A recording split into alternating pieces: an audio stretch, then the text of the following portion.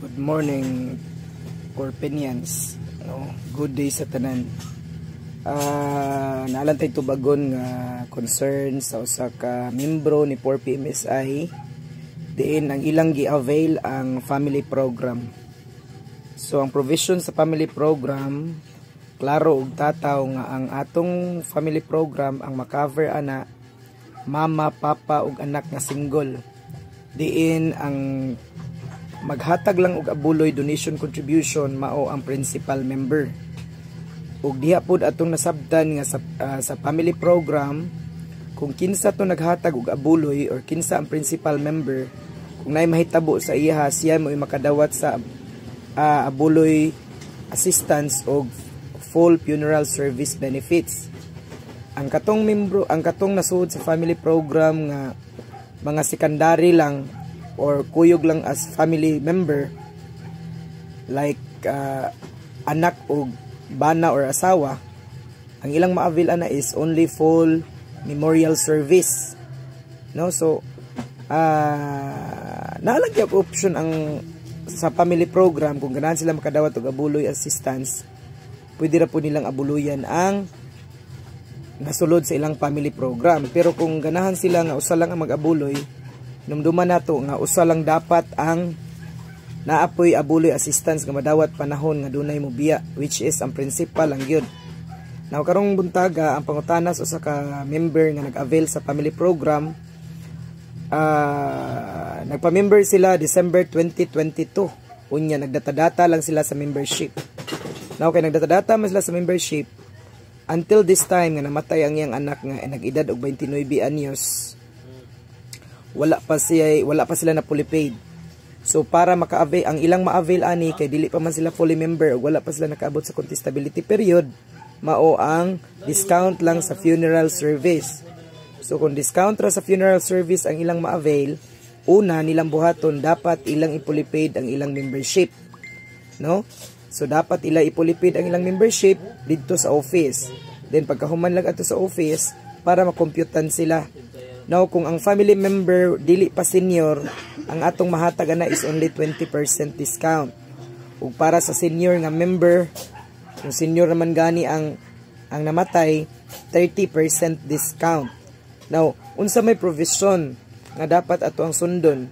So, ang dapat nga sundon nato sa atong provision nga nakafocus ta sa family program nga mama, papa ug anak nga single. Now, if ever nga maminyo ang anak, so obligado na ang anak nga mohatag og separate nga abuloy donation contribution para ang iyahang free memorial service benefits magpabilin nga maiya. Mao na ang provisions atong family program. Unya samtang kung ganahan pud makadawat og abuloy daan ang makadawat og abuloy ang principal member, nga samtang nagdatadata siya sa membership, pwede pud siya maghatag og abuloy daan. Kung dunay mahitabo nga member, sumuhatag na siya abuloy donation contribution.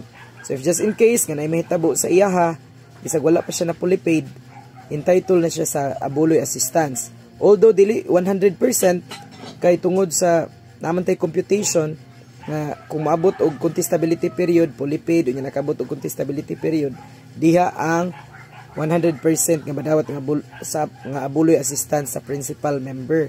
Pero kung dili pa kaabot, so natay computation ana, So ang head office na computation nga nakalatid ana kung pila pa lang kabuan siya nakatag og abuloy, pila ang cash assistance.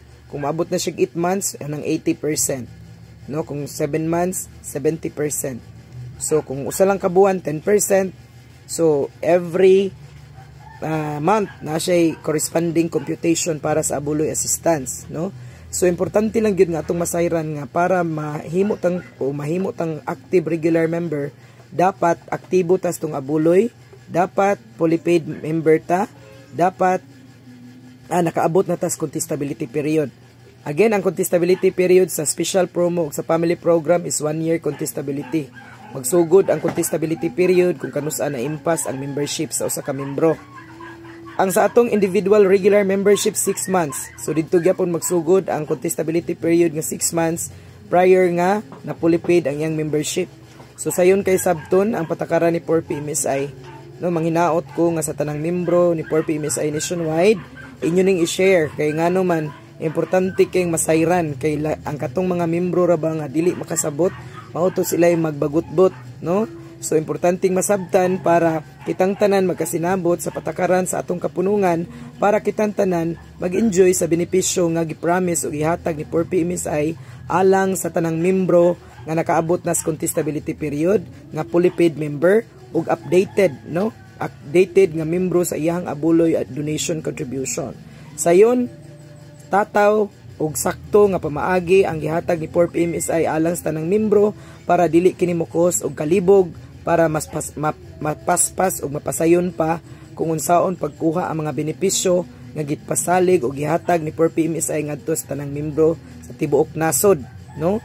So pag hinaot ko nakamong tanan dinha nga mga membro ug mga leader, inyo ning i-share kung doon na mo'y mga comments, mga suggestion, pwede nyong i-leave ang inyong comments and suggestions ubos ani nga video para doon na tayo pasikaran o doon na tayo pamaagi kung unsa pa ang ubang mga concern ninyo nga kamo mismo membro, labi na gyud tong mga membrong dili active, labi na gyud tong membro nga dili pa fully paid.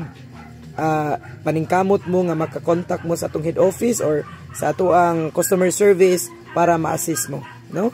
So manginaot ko nasabtan ra ug manginaot ko nga ang tanan magtuman gayud sa patakaran ni 4PMSI para tanan maka-avail gayud sa mga benepisyo nga atong ihatag ngadto sa tanang membro nga mga aktibo. So daghang salamat and to God be the glory.